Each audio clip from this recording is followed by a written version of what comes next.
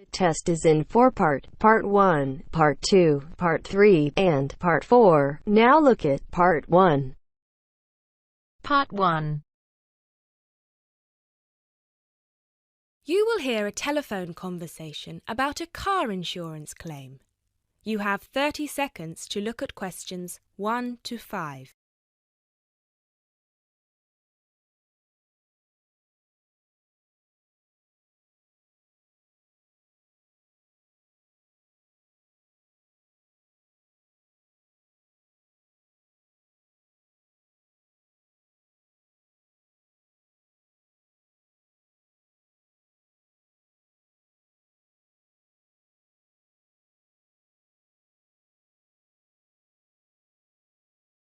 Good afternoon. Watto Insurance. This is Janet speaking. How may I help you? Yes, hello. I would like to make a claim on my car insurance, please. Certainly, sir. First of all, I'd like to inform you that all of our calls are recorded for monitoring and training purposes. Is that okay? That's okay. Could you please tell me your full name? Sure, it's Mr. Bennett Fisher. Okay, sorry, how do you spell your surname? It's spelled Fischer. Great, thank you. I see that you have taken out a third-party fire and theft premium with us on a 2013 light blue Volkswagen Passat. Is that okay? Yes, well, almost. The colour is not light blue, it's light green. Okay, thank you for updating your information with us. What is the nature of your claim with us today? Last weekend, I had driven up to York on business and left my car in a monitored car park. However, it was only monitored until 8 p.m, and I did not return to collect it until 9:30 p.m, after which no car park staff were present. When I arrived at the car park, my car wasn't there. It must have been stolen. I see. Were there any valuable items left in your car which could have been seen from outside? Well, I had recently bought quite an expensive radio for my car, but the front panel is detachable, and I always stow it in my glove compartment. So, no, there wouldn't have been anything valuable on display. Okay, Mr. Fisher. Thank you for that information. I'm going to send you some forms through the mail for you to fill in. Before I can do that, I need to ask you a couple more questions. Is that okay? Of course.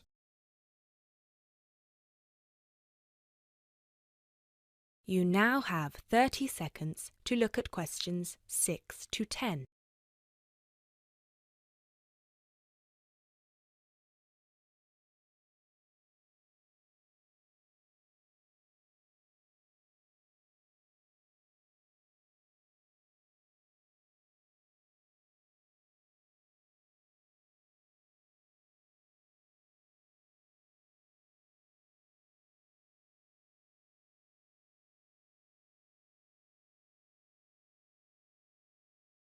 Thanks, Mr. Fisher. First of all, could you let me know your policy number, please? Of course. I have it right here. It's G34C245. G34C245. Thanks. And the type of claim? Shall we say stolen car? Yes, the car was definitely stolen. I reported it to the police immediately. I actually have the report number here if that's of any use. No, not right now. But keep hold of that as we will need to see a copy of the police report eventually. Which police station did you report the offence at? York Police Station. Was it your first time in York? No, but it was the first time I'd driven there. I usually take the train. Were you aware that the car park was only manned until 8 p.m? No, I was not aware of that. Were there any signs put up on the premises that informed car owners of the risks of leaving their cars after normal operating hours? Yes, but they said the car park was going to be guarded until 10 p.m, at which point the entrance is barred so no cars can come in or out. Was any reason given for that sudden change? The police informed me that the staff on duty that night had left on an urgent call. I believe it was something about a family member being admitted to hospital. Were there any personal items left in your car? Yes, first of all, there was the car radio I mentioned before. Ah, yes, of course. Anything else? Just some CDs and an old jacket. Right. Thank you, Mr. Fisher. I have everything I need for now and will send these forms out to you shortly. When you get them, please fill them out with as much information as you can, and where possible, include copies of any relevant documents to support your claim, such as police reports and registration details. Once you have returned that to us, we can then start to assess whether you will be eligible to receive compensation. Do you have any further questions for me today? No, that's all. Thanks for your help.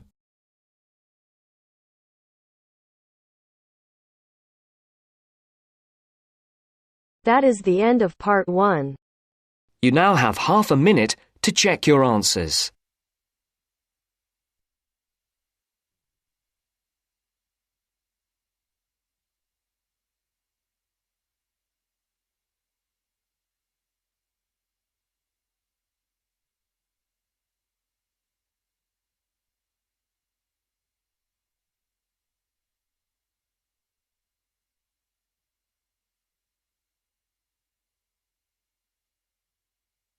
Now turns to part 2. Part 2. You will hear part of a radio programme in which the manager of the Apollo Leisure Centre is interviewed about the centre. First, you have some time to look at questions 11 to 16.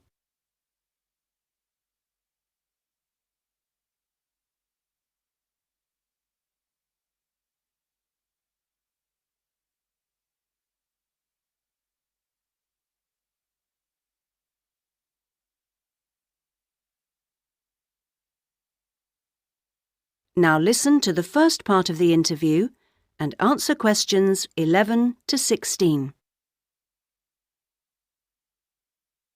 Next, I'd like to welcome Carol Brown, manager of the Apollo Leisure Centre. Carol, welcome. Thank you. Now, Carol, the Apollo seems a familiar sight, but how long has it actually been here? Well, we started negotiations to take over the previous Active Life Centre that used to occupy the premises in 2000 and planned to open in 2001, although the usual delays meant it was 2002 before we were up and running. And do you have quite a mix of members, or are you focused on certain groups? It's pretty broad, actually. There are something like 200 adult members, so that's our biggest group, but we also have as many as 100 youth members, together with about 50 family group members. And I think we'll see that section growing to 100 over the next couple of years. Healthy numbers. Yes, and we'll be developing the centre to make it even more attractive. We're hoping eventually to build in a rock climbing wall, which would make a useful addition. We've already opened our swimming pool, which is hugely popular, and we'll have a massage room open within 12 months. Now, I understand you have different categories of membership? Yes, to suit every pocket. Blue membership includes all facilities for the member and a guest at all times, which is good for people with unpredictable timetables. If you can make it during daytime hours, red membership gives you excellent returns for your fee. As for only half price, you can use all the facilities during the day, and they're actually less crowded then. Green membership is designed for people who are only able to come infrequently, and so, of course, costs less. And there are chances to socialise? Oh, certainly. Our cafe is very popular and is a nice place to wind down and chat after working out or whatever. In fact, while it used to shut at 8, we've extended that to 9 now, with last orders taken at 8:30. It serves a whole range of food and drink. So if someone wants to join, what do they do? Come and see us. We'll give you all the details. The induction process takes about an hour and a quarter, which includes 3/4 of an hour on average with a personal trainer, and something like half an hour being shown round the different facilities. So we'd be well looked after? Definitely. Now you have some time to look at questions 17 to 20.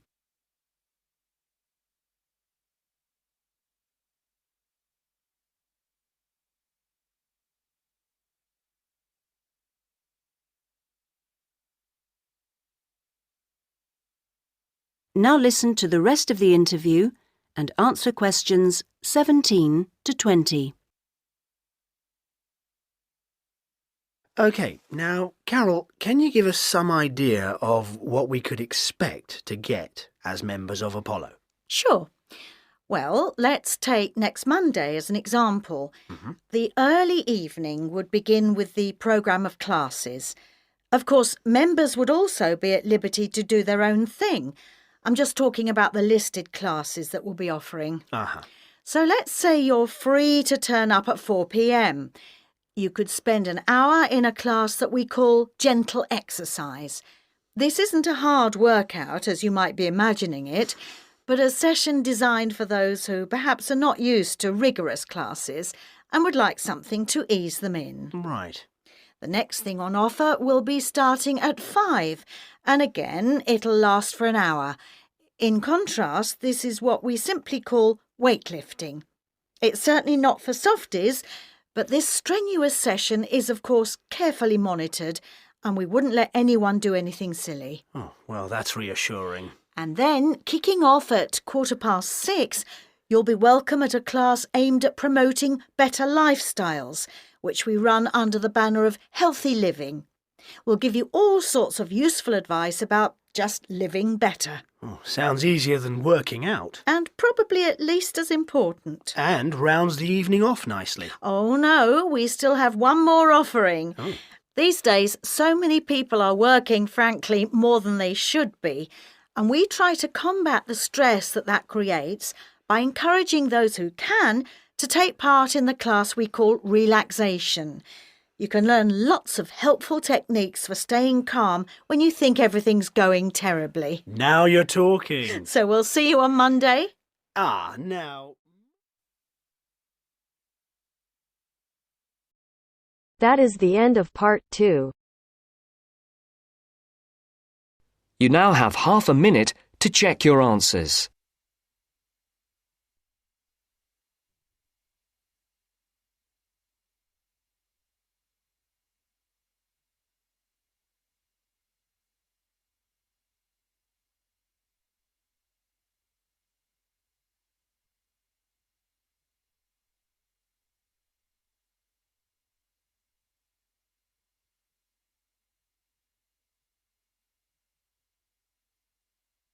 Now turns to part 3.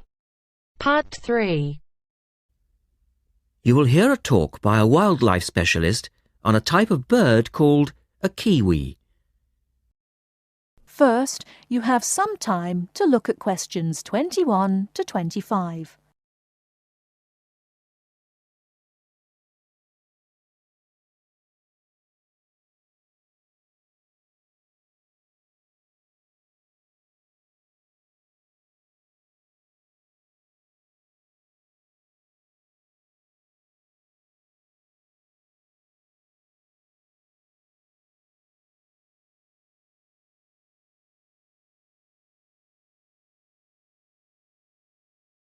Now listen carefully and answer questions 21 to 25.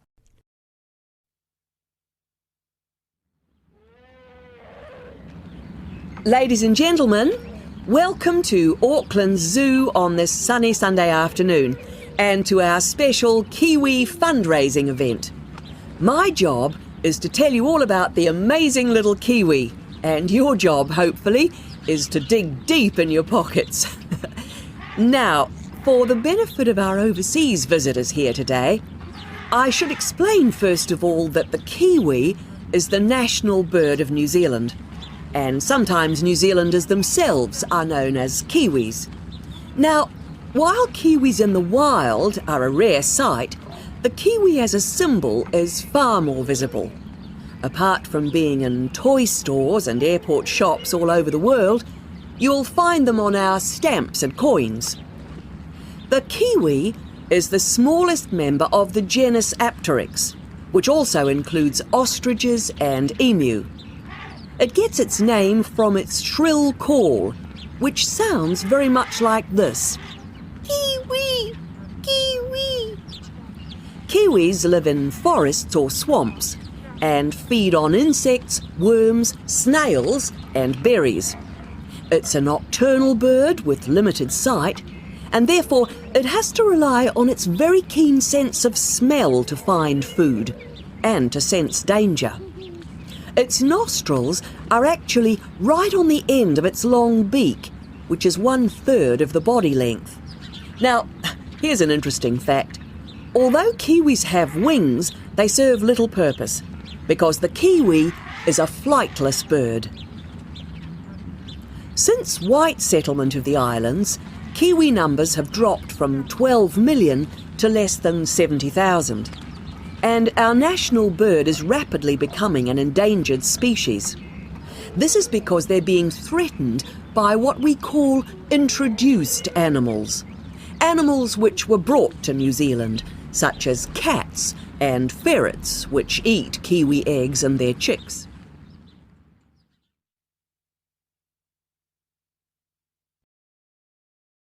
Before you hear the rest of the talk, you have some time to look at questions 26 to 30.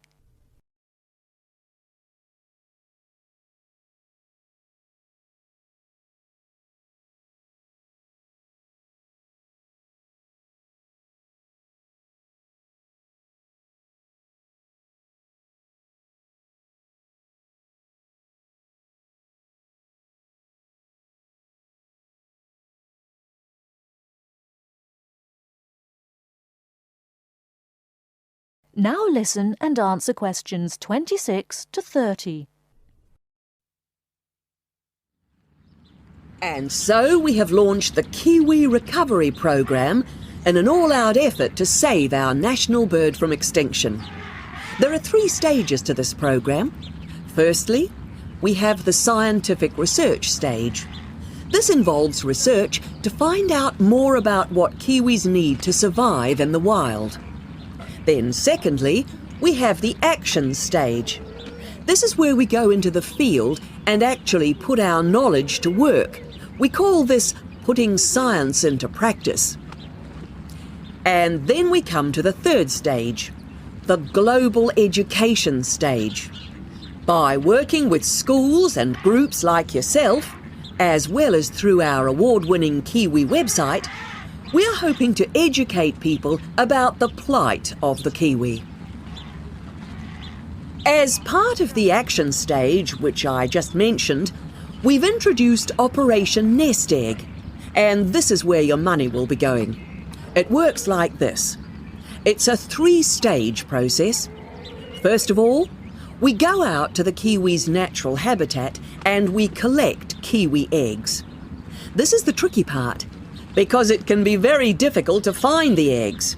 Then, in safe surroundings, away from predators, the chicks are reared.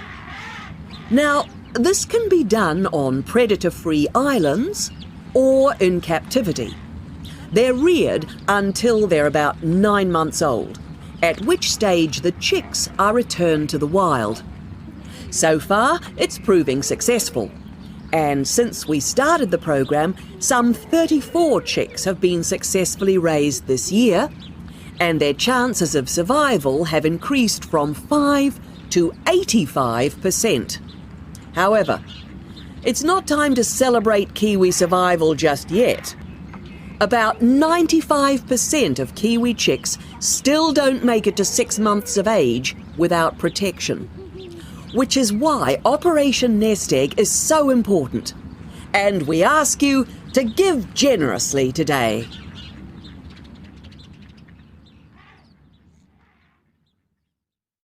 That is the end of part 3. You now have half a minute to check your answers.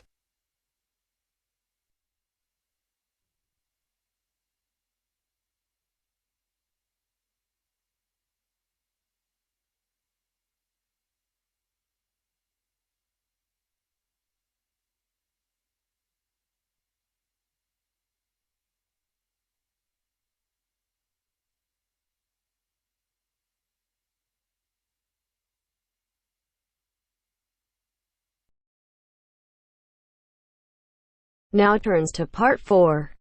Part 4. You will hear a talk about developments in public transport in large cities. First, You have some time to look at questions 31 to 40.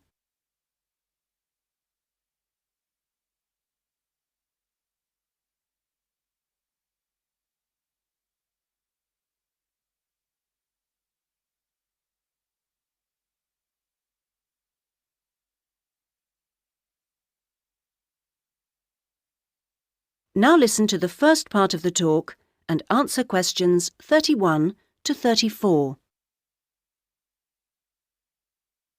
That big cities around the world are getting bigger is a clear trend. This situation is going to make the issue of transport increasingly important. Cities cannot work if their people and their visitors cannot move around. This means that public transport is vital to the success of cities. And yet, private car ownership is increasing all the time. Can these two facts be contained in the same reality? Isn't the car slowly but surely strangling the city? But we must acknowledge it does have genuine benefits.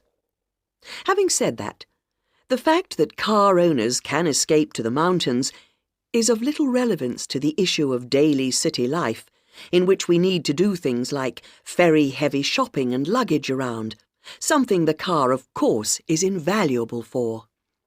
But the so-called family car is rarely occupied by a family, just a single driver taking up a lot of road space. It's not only the car that clogs up our roads, of course. Trucks are heavy, noisy and smelly intruders. But it's hard to persuade companies to opt for rail freight rather than road. They argue that it is cheaper and more flexible, and trucks are undoubtedly able to go when you want, where you want. The cost claim is false, however. Truck companies don't hold themselves responsible for the environmental costs they incur, nor are they keen to calculate the time spent on repairs or delays. So, this is our first challenge, the sheer volume of traffic. If we compare 3 developed and urbanised countries, we can see interesting differences. The UK, for example, has just over 20 million cars, 1 for every 3 people approximately, and nearly 3 million buses and trucks. These figures sound very high, but in fact the Netherlands, although only a little over a quarter the population, has more vehicles per head of population. Meanwhile, Germany, bigger than both other countries put together, actually outstrips either in terms of vehicles per head of population. Now, there is no correlation between these figures and the percentages of journeys made on public transport. This means that the route to better public transport use is not abolishing the car, but rather making public transport better. Not surprisingly, where people can choose, they choose the thing they prefer, not the thing they don't.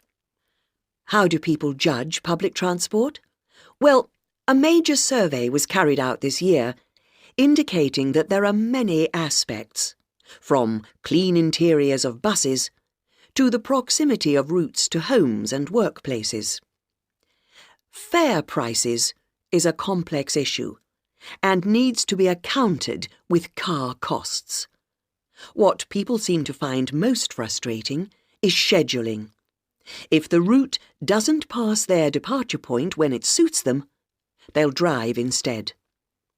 The issue of personal safety seems to have reduced in urgency with better lighting at stops and CCTV. Now, various measures are being taken in a number of major cities, all designed to increase the appeal of public transport and thus to persuade car users to leave their cars behind and free up the city's roads. Among these is bringing in smart cards. These are purchased in advance and mean passengers spend less time waiting to buy tickets and board buses and trains, particularly when switching across transport modes within the same journey. Another initiative is the use of computers in managing scheduling with greater efficiency. But such logistical measures are not sufficient in themselves, and indeed the benefits that they bring are often less apparent to passengers than to transport managers. From the passenger's point of view, the fact that buses are becoming more comfortable is significant, because it brings them more in line with the car. Delays and diversions are, of course, deeply irritating for passengers. Even if these can't be eliminated, ensuring that passengers have more detailed information available to them will help to reduce their sense of stress. We often associate public transport with inner-city travel, but of direct benefit to passengers are systems such as taxi sharing and dial-a-bus, which provide more flexible options for suburban journeys. And finally, nothing really significant can happen without a shift in people's mindsets. The way we travel is an expression of our values about many things. Companies operating public transport are slowly but surely finding it possible to sell their services as a public-spirited alternative to the car, as awareness of environmental issues has increased radically in the last few years. Overall, then, this combination of steps and changes has a good chance of shifting the city out of the car and onto the bus and train. That is the end of part 4. You now have half a minute to check your answers.